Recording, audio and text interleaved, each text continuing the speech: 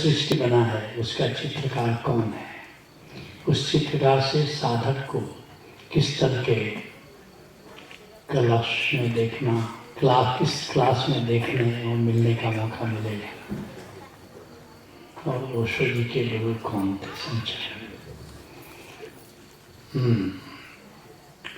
जो भी अस्तित्व है उसका 99.9999999 करते जाओ, उतना प्रतिशत आकाश निराकार। यह आकाश परमात्मा का निराकार स्वरूप है और 0.000000001% आकार है। और इस आकार में ग्रह, तारे, सारे नक्षत्र, निहारिकाएं सब आ जाते हैं। और उसका ग्रह, नक्षत्र, निहारिकाओं का 0.00001% जो प्लैनेट है उसमें जीवन है। वैज्ञानिक कहते हैं टोटल यूनिवर्स में 50,000 ऐसे ग्रह हैं जिसमें जीवन है। उसमें हमारी पृथ्वी भी एक है और उस पृथ्वी में भी 0.0000001% धरती का जीवन है, बाकी समुद्र का जीवन है। समुद्र के अंदर जीवन देखोगे तो देखते रह जाओगे, क्या विविधता है। तरह तरह के जीव जंतु समुद्र के अंदर विहार करते हैं। और धरती पर जितने जीव जंतु हैं उसका 0.001% मनुष्य है। बड़ी गजब की रचना है। लेकिन आकार, एक तो आकार ही थोड़ा है। सूरज इतना बड़ा है, लेकिन आकाश से तुलना करो तो सूरज कितना बड़ा है। तो ये जो सृष्टि और इसको देखभाल करने के लिए 3 त्रिदेवों की व्यवस्था है। और कई लोक हैं और हर लोक में एक त्रिदेव है। शतकोटि विष्णु ब्रह्मा महेश, शतकोटि जिष्णु जलपति धनेश। शतकोटि विष्णु ब्रह्मा, विष्णु करोड़ों हैं, ब्रह्मा करोड़ों हैं। लेकिन चलो अपनी धरती के लिए तो एक ब्रह्मा, एक विष्णु, एक महेश। तो पूरी सृष्टि जो पैदा हुई, जो ग्रह, नक्षत्र, सूरज और तारे, संत कहते हैं शब्दे बंधिया सब है। ये शब्द क्या है? ओंकार से गूंजता आकाश, इसको कहते हैं शब्द। ये सारा आकाश ओंकार से गूंज रहा है, अनाहत। अब तो वैज्ञानिक भी कह रहे हैं कि एक ध्वनि गूंज रही है पूरे आकाश में।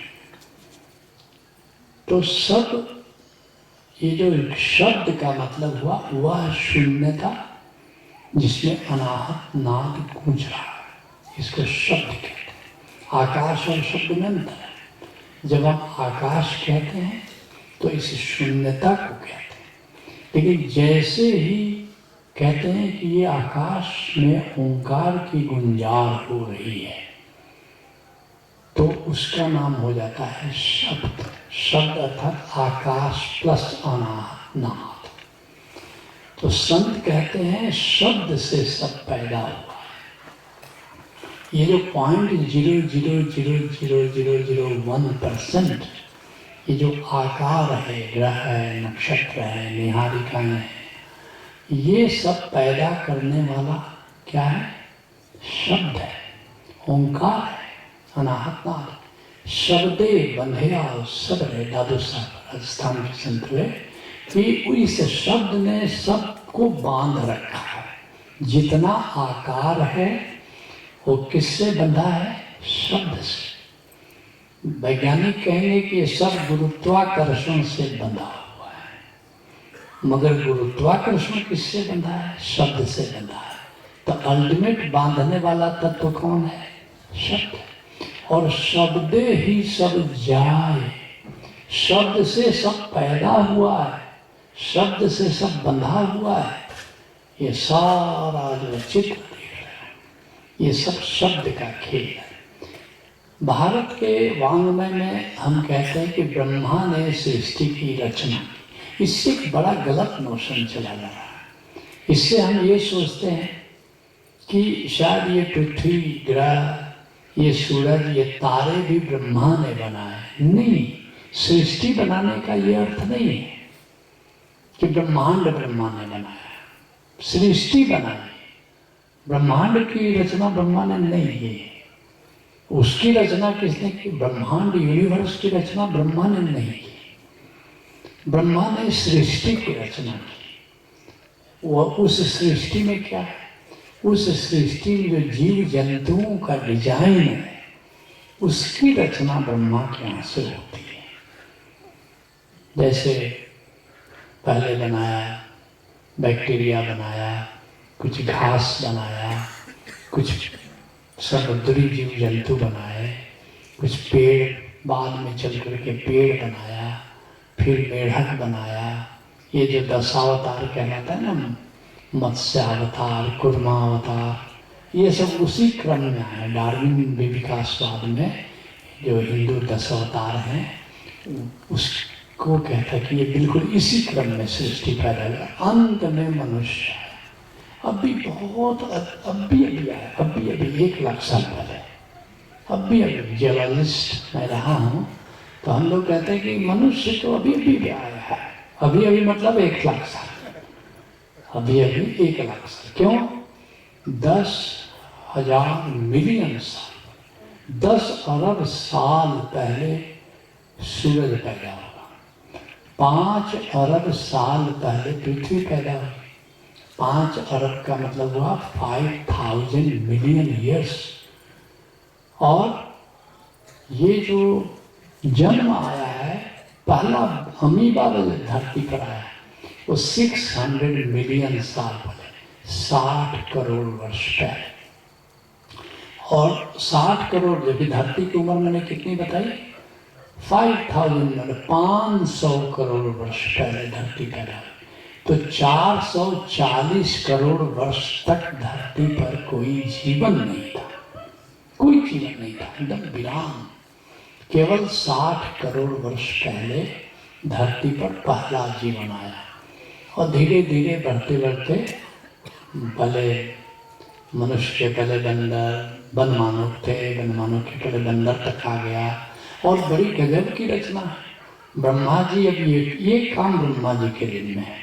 वो क्या करते हैं सज्जन कि अब जैसे मान लो कि जो टोटल जो है, जो मेल कण और फीमेल जो कण होते हैं, तो मान लो कि टोटल 24 है, तो बंदर हो गए। अब उनको आदमी बनाना था, तो 24 से उन्होंने 23 कर दिया, 23वां 24वां को मिला दिया, अब आदमी बन गया। अब इसके बाद सुपर ह्यूमन आएगा, तो 22वां 23वां को मिला दिया जाएगा, तो सुपर ह्यूमन आ जाएगा। फिर 21वां 22वां को मिला देंगे तो सुपर ह्यूमन आ जाएगा। तो ऐसे ही गाय से और पहले से चला आ रहा है। बस ब्रह्मा जी कुछ करते नहीं। ब्रह्मा जी के यहाँ जहाँ लेबोरेटरी है, वहाँ अंतिम 2 को मिला दिया जाता था तो नया रेस पैदा हो जाता। ये काम होता है ब्रह्मलोक में। ये भारत में हम ब्रह्मा कहते हैं और पश्चिम में कहते हैं governor of world of creation. तो ये डिजाइन, ब्रह्मा ने सृष्टि की रचना की, मतलब जीव जंतुओं का डिजाइन कि हार्ट कहाँ रहेगा, किडनी कहाँ रहेगा, लीवर कहाँ रहेगा। अच्छा, ये केवल मनुष्य की बात नहीं है, जितना मच्छर में भी हार्ट है, मच्छर में भी लीवर है, मच्छर में किडनी है।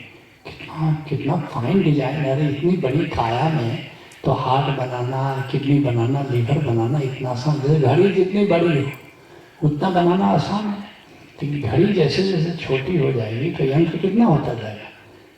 छोटी घड़ी बनाना ज़्यादा कठिन है, बड़ी घड़ी बनाने में क्या दिक्कत है। ऐसे ही मनुष्य हाथी बनाना बहुत आसान है।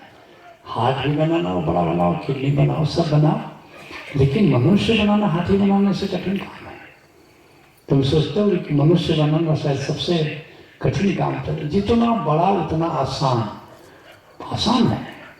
डिनोसर बनाना और भी आसान है। तो हाथ बड़ा बनाओ ना, दीवार घड़ी बना रहे हो। अब मच्छर बनाना आदमी बनाने से ज़्यादा कठिन है। मक्खी बनाना आदमी बनाने से बड़ा कठिन है। अब इतना मच्छर, औकात क्या है इसकी? मच्छर का आधा तो पंख है। अब जो बचा उसमें हार्ट भी बनाना है, किडनी भी बनाना है। अच्छा, उससे भी कठिन चारा बनाना है। जो चारा जो मछली मारने है, अब उसमें हार्ट नहीं है, किडनी नहीं है, उसकी देह ही हार्ट का काम करी, किडनी का काम कर रही है, उसका सेल ही काम कर रहा है।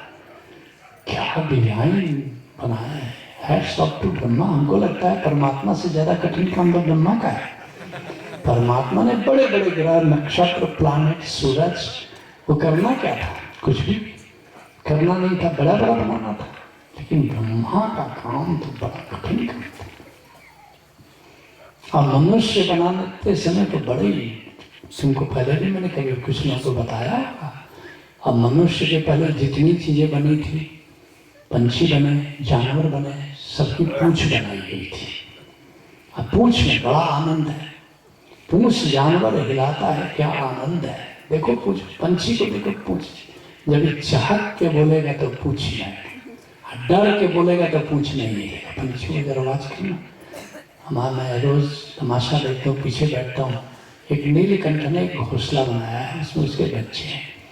अब उधर से कौवा आया, उसकी नज़र उसके बच्चों पर है।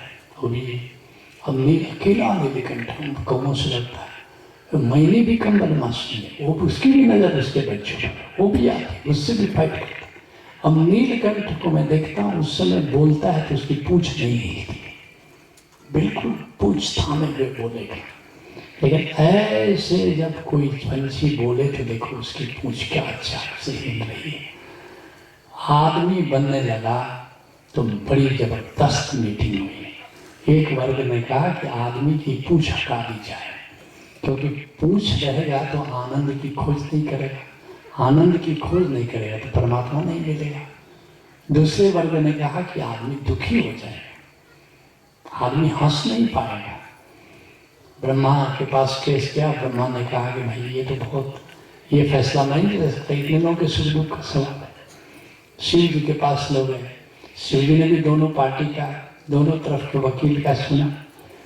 शिव जी ने कहा कि भाई ये फैसला मैं भी नहीं ले सकता। विष्णु जी के पास चले गए, विष्णु जी के पास लोग गए, सारा होटल खाली था, कोई था ही नहीं, अकेले विष्णु जी लक्ष्मी जी के साथ बोर हो रहे थे।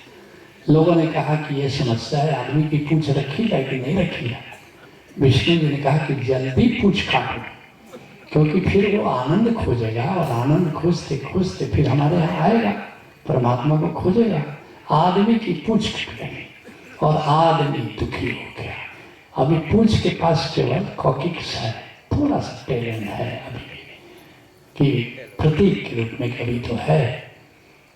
तो मैंने शैलेंद्र से शेयर किया कि आदमी तब तक सुखी नहीं हो सकता जब तक उसकी पूंछ ना हो।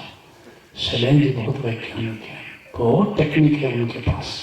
शिव जी के बाद सबसे ज्यादा टेक्निक शैलेंद्र जी के पास। उन्होंने कहा कि स्वामी जी एक काम करते हैं, वसुधारा में जो भी ध्यान समाधि में आके उसकी पूंछ लगा देते हैं। हमारे की कितनी बदनामी होगी, तुम बंदर बनाओगे, सबको हनुमान बनाओगे। बोला कि लोग जो कहें सुखी तो हमारे लोग हो जाएंगे। मैंने भीटो, मैं माँ से पूछो, माँ ने भीटो लगा दी, क्या करते हो, सबको बंदर बनाओगे। फिर शरण जी लगेगा, शरण जी जल्दी छोड़ते नहीं। उनका शरण स्वामी जी हमने एक बनाया है वाइब्रेटर, लंगोट में करके वाइब्रेटर वहाँ फिट कर देंगे, जैसे ऑन वो वाइब्रेट करेगा तो आदमी सुखी हो जाएगा। हमने कहा इस पर मैं राजी हूँ। तो एक को फिट करेगा तो पीछे वो फुल पैंट से दिख रहा था। हमने कहा कि अरे ये भी नहीं पास हो। अब करीब करीब उन्होंने एक बटन, एक बैटरी के बराबर वाइब्रेटर बना दिया है, और अब कमीशनिंग होना है। इस बार संसद की मीटिंग होगी तो हम लोग विचार करेंगे कि वो वाइब्रेटर लगाया जाए। क्योंकि उसके भी लाभ हैं और उसकी भी हानि है। लाभ तो ये है कि यशोधारा के लोग जहाँ भी चले गए ही मुस्कुराते चले गए, ये लाभ है।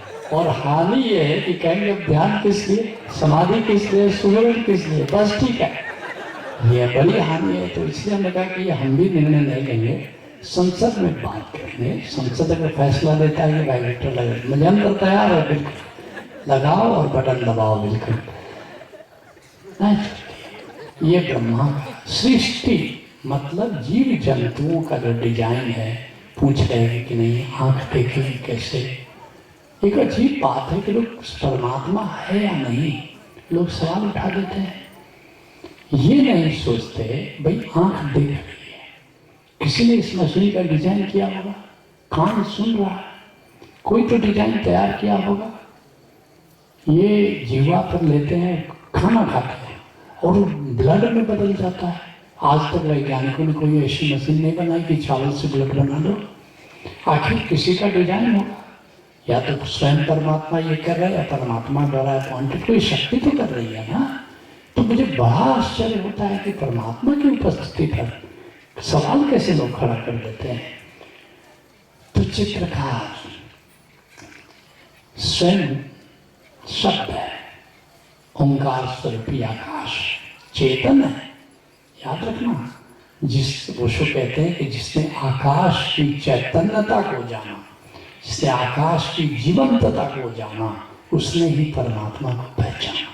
ये इनर्ट नहीं है, जीवंत है। और जानोगे ओशोधारा में जब आए हो तो चैतन्य स्मरण में जब आओगे, 15वें कार्यक्रम में जब आओगे, तब इसकी जीवंतता को जान पाओगे। अरे ये तो बहुत चीज हमसे ज्यादा संवेदनशील है। और धीरे धीरे आगे बढ़ोगे, जब प्रभु पद में आओगे तो अब तुम संवाद कर पाओगे। तुम बोलोगे वो परमात्मा जवाब देगा, परमात्मा बोलेगा तुम जवाब दोगे, फिर डायलॉग होगा वहाँ पर। उसके पहले जानोगे तो लेकिन डायलॉग नहीं होगा। तो इसलिए धीरे धीरे यशोधारा के कार्यक्रम है, धीरे धीरे जो करते रहोगे भजन, धीरे धीरे